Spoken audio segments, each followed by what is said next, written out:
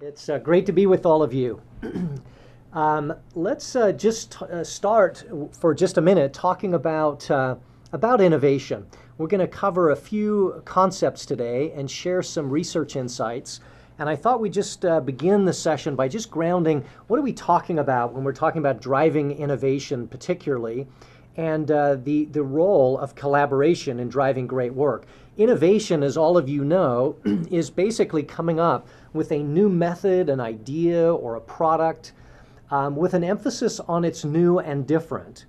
I think the focus that we're going to take today is adding a little bit more to that innovation concept and thinking about a concept that we call great work, which is not only doing something different, but actually making a difference that people love. And that's what we refer to as great work.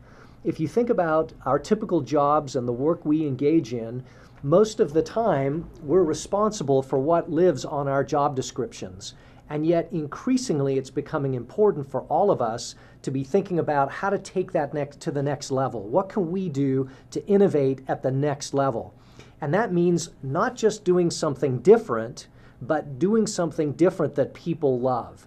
And that's an important distinction rather than just thinking about innovation for innovation's sake, which sometimes projects go into that land and often come out on the other side, and not necessarily making a difference that people really love and value. Ultimately, innovation's best power is when it's driving new value creation, or another way of saying that is that people love it. Think about all the innovations you love. You don't usually say, wow, this is innovative. You think, wow, I love this. And then you can describe the innovation that led to that.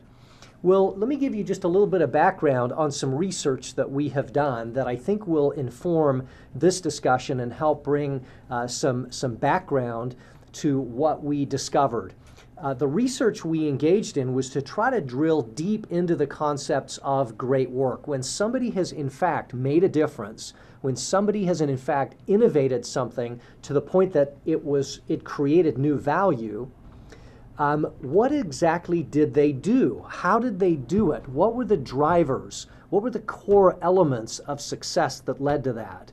So we did an exhaustive study on analyzing literally thousands and thousands of examples of people who innovated, people who made a difference that was loved by their organization. I'm going to start in the upper right quadrant with that research endeavor. It was essentially a research project that dove into a database of literally millions of examples of people who had received an award in their job, in the job that they currently had. They did something that their leader's leader deemed so valuable that they gave them a corporate award for what they did. So we started with a database of about 1.7 million cases where people had received a significant award for the work that they had done. And then we took a random sample of 10,000 of those and literally read through every single one of those cases, the full detailed description of what did the person do, how did they do it, and what impact did it in fact create for the organization, what value was produced, what results were affected. And by reading those, it became clear that there were patterns that emerged about specific actions that people were taking that in fact had a huge contributing effect to the outcomes and to the results. That was fascinating research, and I'm going to share a few of the insights from that in just a minute.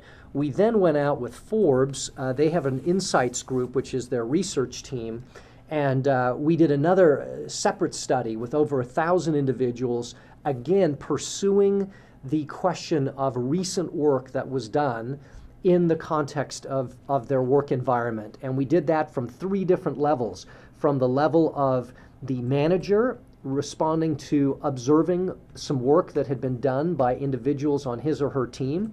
We looked at it through the lens of the doer of the work, and then we looked through the lens of the recipient of the work. So we took sort of this 3-dimensional view of work itself and try to have them categorize, was the work output good, lousy or great. And then we could correlate the types of behaviors that they observed back to the results. And that, again, was fascinating, and it completely validated and extended the learnings we had from the core database research. Then we went out with 250 one-on-one interviews with people who had made a difference, people who had done something innovative, where their work was called out and rewarded for what they did. And that gave us color and texture. It gave us the answers to questions like, why did you do what you did? How did you do it? When you think about the outcome, were there any key elements, things you did that in fact made a huge difference to the outcome? And then we went out to Fortune 100 executives to understand their perspective from more of a bird's eye view across large organizations. So if you take all four of these together, that provided us some fascinating insights into how innovation really happens. Not just the stories, the occasional stories we hear of some brilliant new big breakthrough. While we have breakthroughs within this database, it's where most of the innovation happens. So I want to just give you the highlights briefly of some of the findings, and then we're going to drill and spend the bulk of the time talking about the collaboration findings from this research. But just so that you're aware of it and kind of expose you to the broader view, we basically saw 5 patterns, 5 activities that we saw people do who innovated a difference that people loved, that drove new value. One was asking the right question, being thoughtful about what was the intent of that innovation activity. What were they trying to accomplish? What was the question they could ask that would point them in the direction of new thinking, fresh thinking, new solutions that would drive value? Another one was seeing for yourself, actually going and observing the work at hand, observing a process, observing the conditions under which customers were trying to do something, observing partners. What is it that could be seen to identify new opportunities for innovation? The next one, and the one we're going to spend the bulk of the time, is what we call talk to your outer circle. And for me, this is the heart of collaboration that we'll be spending some time on. The fourth one was improving the mix, finding a way to add some new element to the existing combination of value that they were delivering, or removing some element that was not contributing to value. And being able to make changes to that mix were fundamental to the outcomes of driving great work. And the final one was staying with it until you know the difference is made.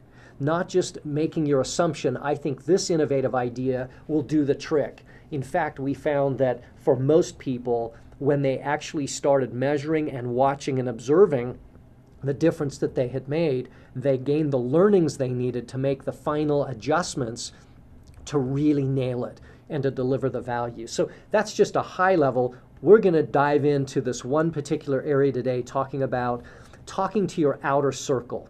And to tee that up, I first want to talk about an inner circle of friends and associates that every one of us have. When you think about your own inner circle, what goes through your mind? It's usually, research shows, it's anywhere from 2 to 5 people in your inner circle.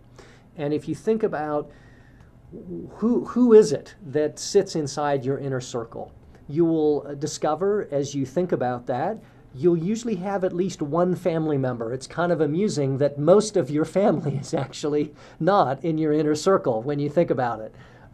No offense to one of your sisters or brothers or aunts or uncles, but not everybody that's in your family is in your inner circle. They tend to be those individuals who you really relate with, who you can talk freely and openly about any conversation. There's a lot of synergy that happens within inner circle conversations. They're powerful and they're important. As you think about collaboration as a whole, what's the essence of collaboration? It's conversation. It's conversation. That's the very building block of collaboration. And how are those conversations happening? And what you'll discover is that in your inner circle conversations, they come easily, they come quickly. You can pick up a phone. It's somebody you trust, right? Trust is a key criteria for somebody in your inner circle. That's somebody you can bounce an idea off, or if you're struggling with something, you can reach out to them and talk with them. The interesting thing we found was that often, while we have inner circles, particularly in our personal lives, we often don't necessarily tap into those inner circle contacts to help us with work-related issues. Sometimes it's more just the people-related issues. But in fact, those inner circle conversations can be very, very effective in helping give you a bouncing board for new ideas. They tend, however, not to be available to drive completely fresh thinking, which we'll get to in a minute. But I want to just give an illustration of an inner circle conversation that drove some fresh thinking and some innovation that changed results. And I want to use that as an example because inner circle conversations are important. I want to introduce you to a guy by the name of Skip Holtz. Skip was somebody we interviewed who lives in upstate New York. He actually lives in the Adirondacks. I don't know if any of you have been there. I traveled there. When you look at a Google map of the Adirondacks, you basically see nothing but trees as far as you can see. And we heard about some interesting work that Skip had done and wanted to go out there and interview him. To give you a sense of what that little town looked like, which will help you understand the innovation that he nailed, this is Main Street, Newcomb. This is a photograph I took coming into the town, and what I discovered was not only did it look like this coming into town, but it pretty much looked like this all the way through town and all the way to the other side in about 1.5 miles. Literally a tiny, tiny town out in the middle of the Adirondacks. I was surprised when I got to the school to interview Skip. The school was bigger than I thought for the type of town it was, and Skip described that this used to be a mining town and a place where they had lots and lots of families, and the school was built for 350 students. But the mine had closed about 20, 25 years back, and it had resulted in a steady decline of the community. And so as he took over the school, which, by the way, was he had planned on that for years. He had worked in southern New York, and he said, at some point later in my career, I want to go and be the superintendent and principal of this school and basically live where I usually like to go on vacation. And so when he took over the school, the enrollment for all kids, K through 12, was 57 kids. Now you think about that for a minute. That is a tiny, tiny population of students. You can't even have core things like sporting programs. The school had continued to shrink. When he took over, this was the dilemma or the problem that he was faced with, that he had to grapple with. And that problem was the school is going to continue to shrink and they're going to end up having to close the school. And that's going to be awful for the community. It's going to mean they got to bus the kids out to surrounding communities. And so as he looked at his job, he started asking himself that question. We have got to figure out how to grow the school. And so he had a very vexing problem. He discovered that it was a problem much like other problems we have in our respective work environments, where there's a big problem and other people have thought about it to the point that everyone has thought it's not solvable. It's just not solvable. It required some very innovative thinking. And he racked his brain. What can I do to change this? How can I, in fact, change school enrollment? There were no businesses that would attract any new young students. And he was kind of at his end of exhausting all kinds of thinking about how do you drive some innovative thinking to increase enrollment at a school, to save his school and to save the remains of the small community. Well, one day he reached out to one of his inner circle connections, and it happened to be his brother. And his brother lived in Australia.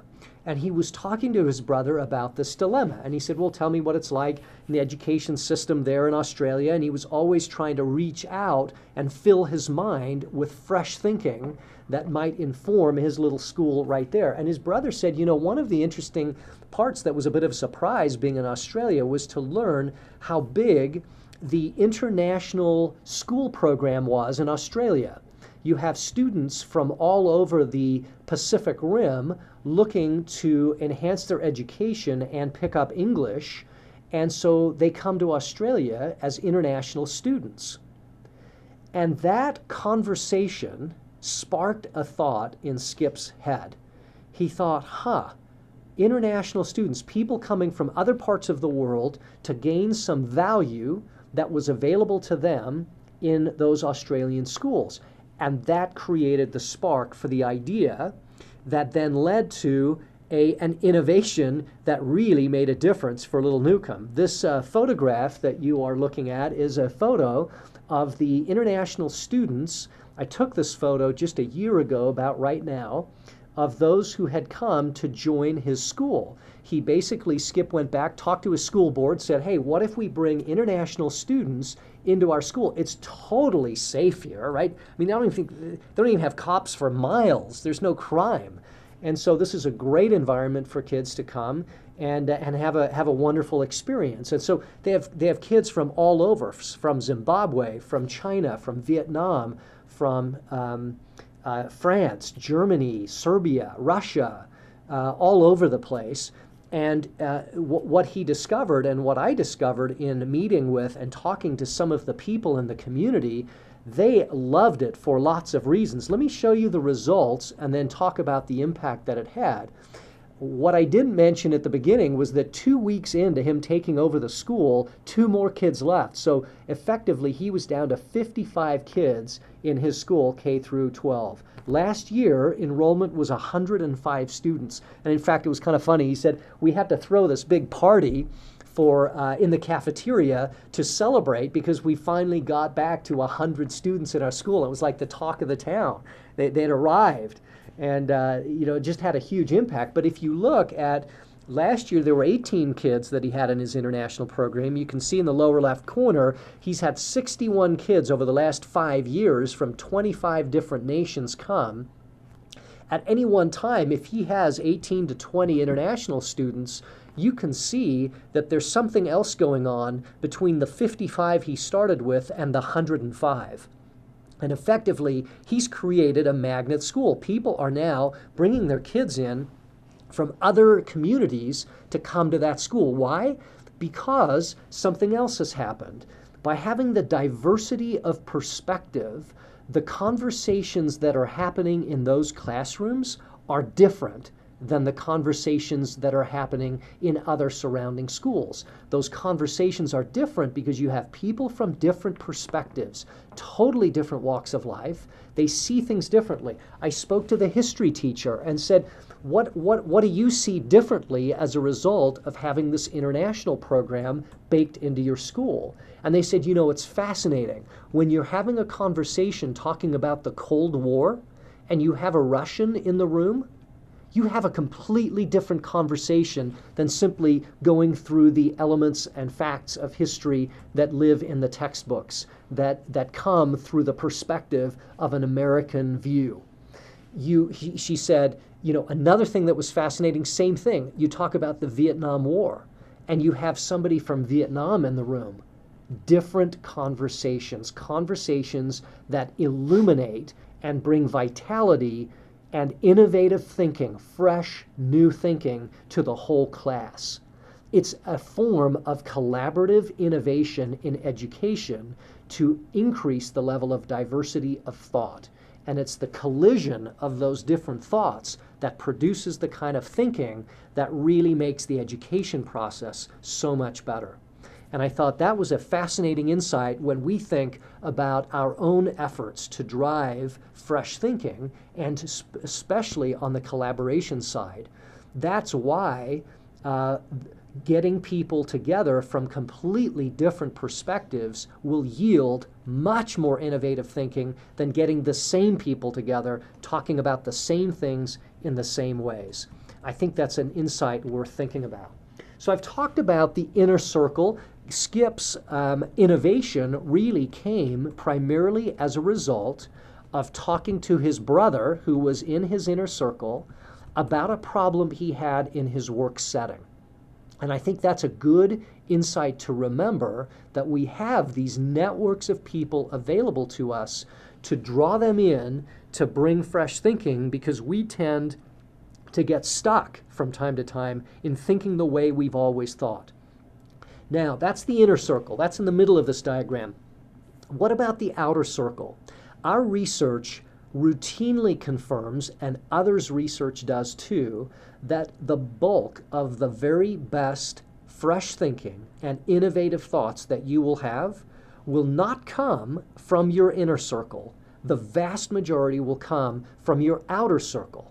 These are people who you are acquainted with to some degree. Your acquaintances you could map like in a concentric circle, the ones a little bit further out than your inner circle. So those are people you know, maybe you have lunch with. They're not in your inner circle of trust necessarily, but you work with them, or you know somebody over in accounting, or you carpool with somebody in another group in your company. It also then extends the further outward you go in the outer circle to people you don't even know, but that people that you could reach out to and talk to, whether in your own enterprise or outside of your enterprise. That's where you get fresh thinking, because they don't see the world the same as you do. That is one of the great limitations of your inner circle, is they tend to be like you. They tend to have the same values as you. They tend to think like you. And that's the danger that we often get stuck in, that becomes an impediment to innovation. And so something to really give some thought to. Drive your conversations further out if you want completely new, fresh thinking.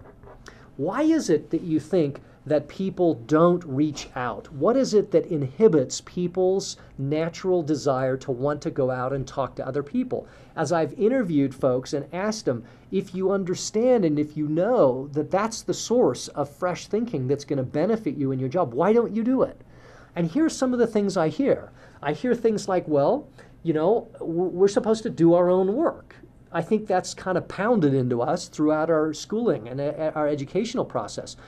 What is it called when you leverage somebody else to help you on your work? In school, it's called cheating, right? It's called cheating. Do your own work is sort of the mantra of our current education system. That's starting to change, thankfully. But and clearly, we all have our own accountability for our job responsibilities. However, I think some of what traps us is thinking, oh, it has to be mine. I have to come up with this idea. That's how I innovate. And we need to turn that on its head. The greatest fresh thinking you will have will come from conversations far outside your own brain.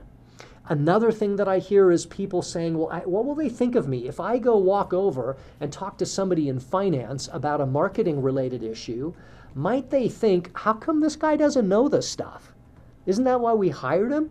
How come he doesn't know? Why is he asking me? So there's this insecurity sometimes where people feel a little bit like, gee, if I go talk to other people about stuff I should be working on, maybe that'll come across poorly. In fact, it's simply not true, but it's a worry or a concern that people raise. Another one, what if they don't like my idea? What if I'm going to shop an idea with some other person?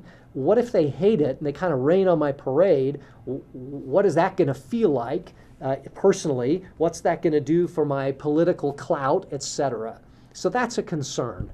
Another is there's a concern about, I don't want to waste other people's time by having this collaborative dialogue.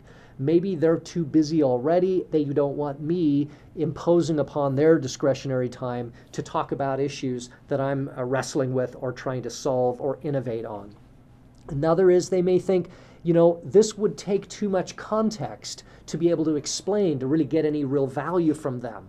I know what I know and they don't know what I know, and so it would take me a long time to ramp them up. And so that's another thing I hear. Another is they just simply don't understand the value. People haven't understood the power of this type of research that says you're going to get better ideas. Your innovation is going to dramatically increase if you talk to people outside your own little circle. And so those are some of the things I hear about why people don't. And we'll talk in a few minutes about what we can do to affect that. When we studied our research and this database of all of these thousands and thousands of examples of people who did some great work, who produced some result that required innovative new thinking, we found that in 72% of the cases, people had talked to their outer circle to find the key insights that led to the difference. And so it's important to think about, that's a big percentage, right? When you're looking across all the behaviors of things that people are doing, this was a behavior that I think is core and fundamental to how we need to be thinking about innovation. It's around the conversations that you're having, and those conversations need to be with people that you're not usually talking to. That's what's going to lead to it. Let me give you another example, and this one was an interesting one. Let me introduce you to Rob Burns. Rob was a claims manager for the Hartford Insurance Company. He worked in Phoenix, and he was assigned to be manager over a call center. And this call center had a lot of individuals in it, and he was now responsible for coming up with some improvements to the call center. These were the challenges he was facing, and perhaps some of you who have call centers can relate to these challenges. They generally have newer entrants into the workforce being on the front lines on taking these phone calls. So it's usually earlier in somebody's career, and so there tends to be higher turnover. There was job satisfaction issues with taking calls all the time from people who had got in car accidents and needed to process their policy in order to get reimbursed for issues to kind of get them back on the road. They found that they had customer satisfaction problems because the reps were not that engaged in gathering all of this information and sort of processing all of this work. So they had claims problems, they had customer service issues that they were wrestling with, and they were having turnover in their staff. If you think about the day job of somebody taking those calls day in and day out, the thing that they were struggling with as each individual was taking the call was, give me your policy number, please. Think about the call you've had to make when you've been an offender bender and you've had to call the insurance company, right? You do not look forward to that call. And that comes across in tone and manner. The agents pick up on that. And so it just didn't really create for the kind of experience that Rob felt like could be created. So Rob got in an interesting habit. And this is a habit I think we can all develop. It's just simply a practice. And that practice is he thought to himself, you know what, we've talked as our own little leadership team about how to solve these issues for a long time. And it feels like Groundhog Day. We keep talking about the same issues with the same perspectives, and we don't seem to be able to break through it. So he got in the habit of talking to everybody else, people in his outer circle. He talked to claims adjusters. He talked to body shops. He talked to anybody he could further away from the problem. And what he discovered was he ran into interesting insights. One that he did was in interviewing a brand new applicant, somebody who knew nothing about call centers. This was her first job. And so he thought, I'm going to ask her perspective. How would she look at this whole situation, and what insights might she have about thinking about this differently? And it was very interesting. He said, so you're on the phone, somebody calls in, go ahead. What would you say to him? And she thought for a minute, and she thought, well, they've been in a car wreck, right? I'd wonder, are they all right? Is everybody okay? And he was kind of stunned for a minute. He sat there and he thought, oh my goodness, yeah. Our first question is, can you give me your policy number so I can look you up? And this person was raising a key insight about what the customer was in fact going through. And that insight caused him to go back to his team, talk with his team, and together they came up with, why don't we ask the very first question when somebody calls in, is everybody okay? Are you all right? I hope nobody was hurt. That one change in the front end of the call changed it into more of a human-to-human conversation. It was no longer just talking to a policyholder or an agent. They were two people interested in each other's well-being and saying, what can we do to help get you back on the road? That was one small thing among a number of things that Rob did that changed and produced a huge difference in the results, both on turnover in the call center and also on customer satisfaction on the other end. Isn't that interesting to think about? The very idea came from somebody who knew absolutely nothing about call centers. Interesting insight, isn't it? But Rob, that would not have happened were Rob not to have got in the habit of talking to outer circle people about the types of challenges and problems he was working on. Interesting insight and powerful thought. We found in our research that employees who talked to their outer circle were 3.4 times more likely to impact company finances, to drive bottom line value. Now think about that, almost 3.5 times, 340% increase in your ability to drive bottom line financial differences that clearly people will love when you reach out beyond your inner circle and gather fresh thinking from people you're not currently talking to. Powerful insight to understand. We also spoke with Dr. Lakhani from Harvard. He has done a lot of research on this issue of expanding broader, reaching out further to solve difficult challenges and to find new, innovative, fresh thinking. He said the farther the problem was from their specialized knowledge, the more likely it was to be solved. We get trapped in the same thinking because of our discipline, because of the specialties that we all create around our own minds and within our careers. And he found through extensive research the same thing we saw in our database. And in fact, not only was it an outer circle thing, so talking to people further away from you, it was finding people in completely different fields that would bring that fresh thinking. And he used a great example. There were some chemists that worked for Colgate in their toothpaste group, and they were struggling with finding a way to bring some new fluoride powder into the tube of toothpaste during the time that they were filling it. And these chemists were struggling with how to get this to happen without the powder flying all over the place and not staying inside the tube.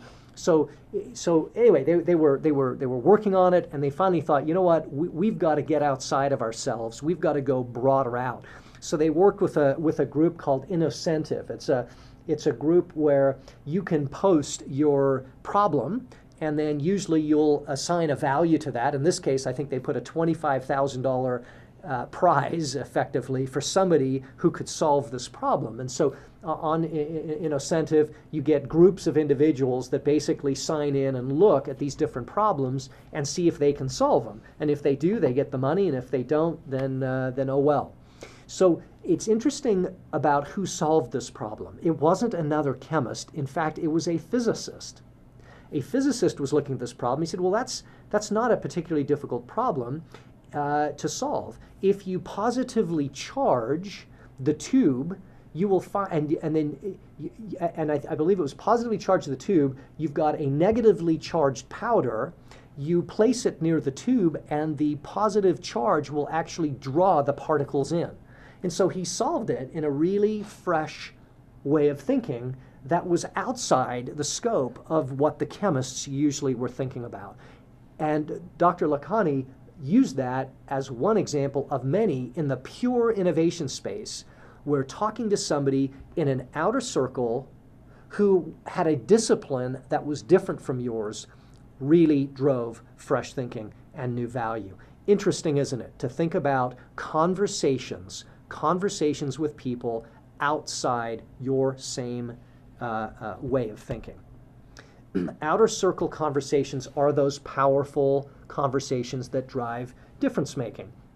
To give you a sense too, just sort of looking at that map, as you think and map this to the people you know, and you think about the projects that are on your plate right now, who haven't you talked to? And this is a question I love to put to those who I lead. When they're bringing forward a problem or challenge or issue that they're wrestling with and they're proposing a potential solution, one of my favorite questions to ask is, who haven't you talked to about this that might add some valuable insight? And then we together sometimes will brainstorm, who could they talk to? We make a list of who they've already talked to, and then I'll encourage them, go out and have those conversations, and then let's meet. And I'd love to hear what you learn, so that there's some accountability in that exchange. Then they go out and have the conversation and come back, and it's fascinating. In every case, they either have some validation to what they've been thinking, or they've got some fresh thinking that brings an innovative new idea to the solution that they're working on. So it's a powerful idea. It's simple, and we'll talk some more in just a minute. I came across some interesting research that I wanted to share with you today that I found very illuminating and instructive. Often research projects, experiments, teach you something about people and about processes. And this is one that you've probably not heard about before. All right, I'm jabbering on here. I got to get a little bit of water.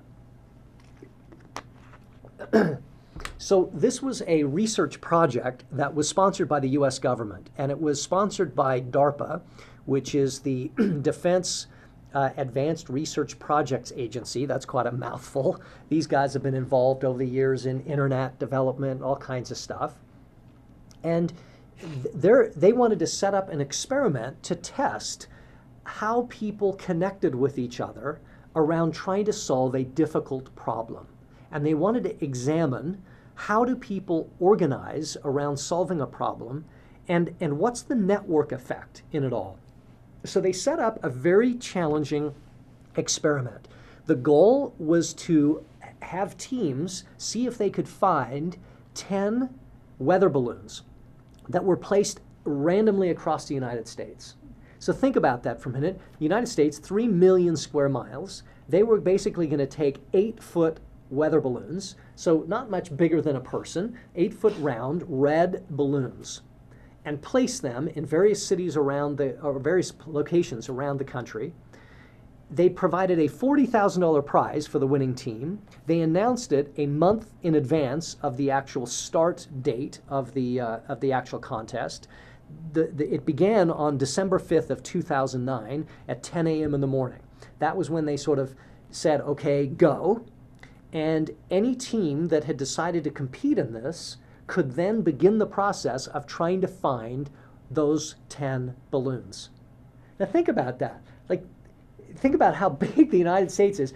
Think about you as an individual. How do you go about doing that? You simply can't cover. You've got to reach out to a much broader community in order to solve this problem. And so they were interested to see, how did people do it?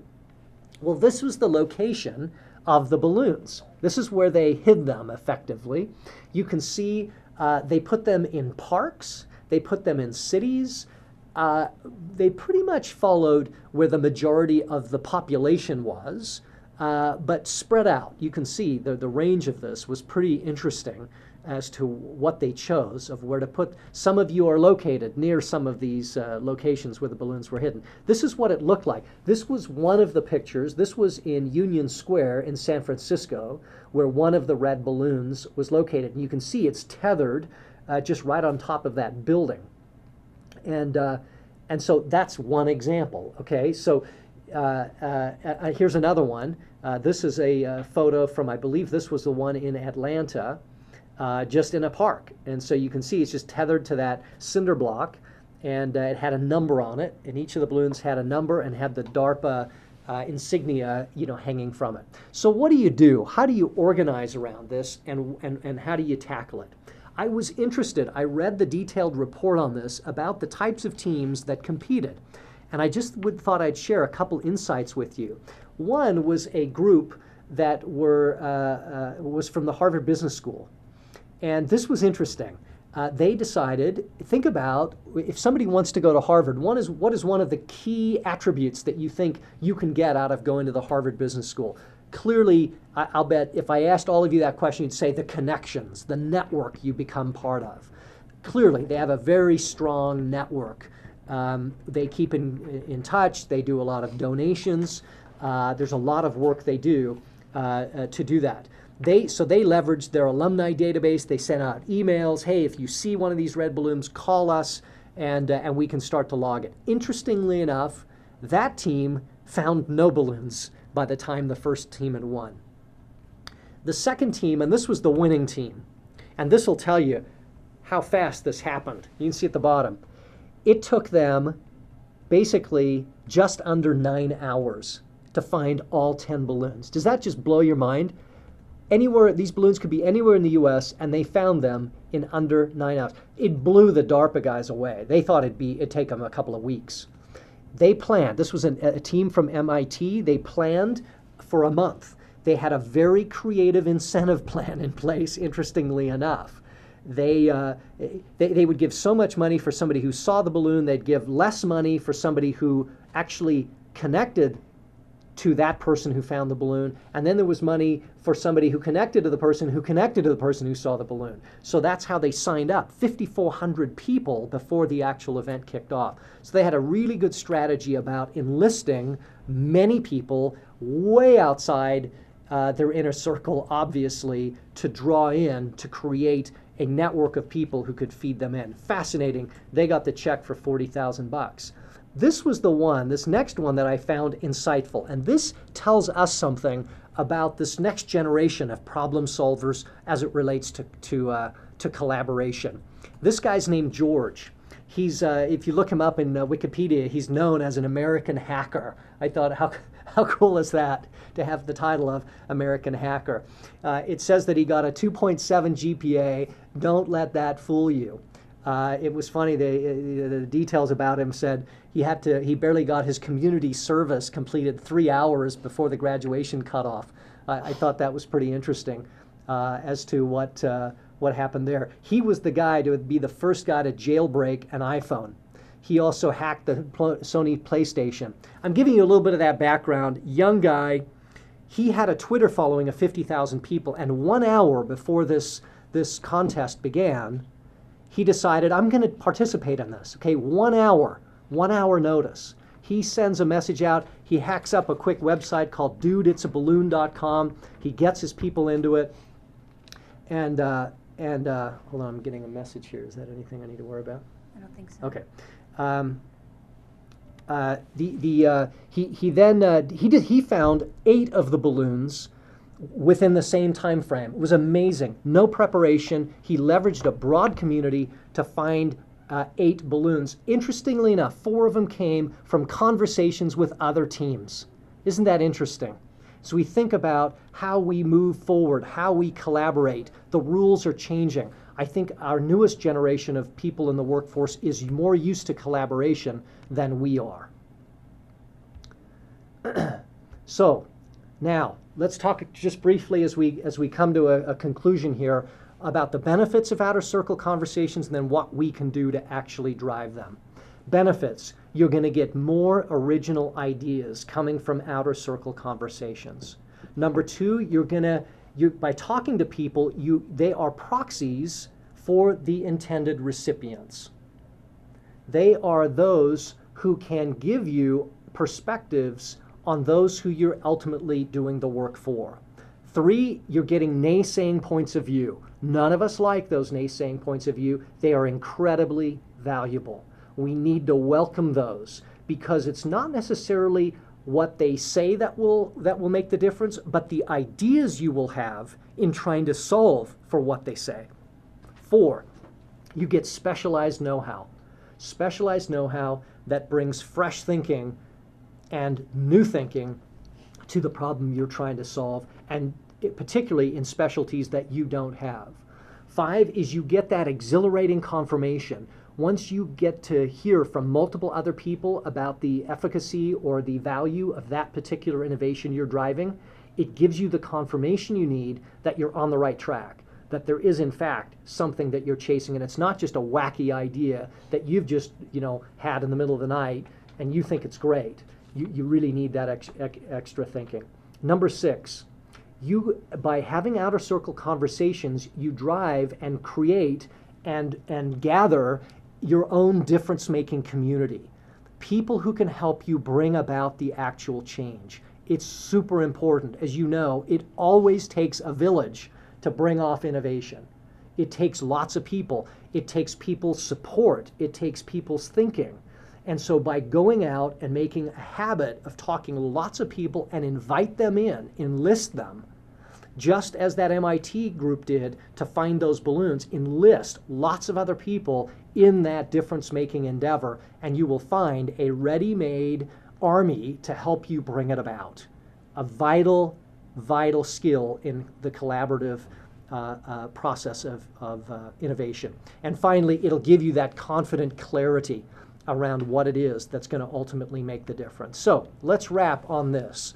What can each of us do to drive and encourage outer circle conversations? Hopefully you've learned today the power of that collaboration, the power of conversation. Conversation is in fact the building block of collaboration. Help people know what collaboration means. I go all over the United States, I've been over the UK, Canada, all over the place, and everywhere I go, I talk to people about this, and people say one of our key values in our company is collaboration. We talk about that. Well, have you explained exactly what collaboration means? What does it actually mean? How do you do it? Often we think, okay, we got to create a collaborative office environment. Many of us have done that. We've taken out the cubicles. We've put open spaces. You talk to people like Pixar who rely on that collaborative innovation to create blockbuster movie, one after another after another. They try to create workspaces, gathering areas, eating places where people will congregate. Why?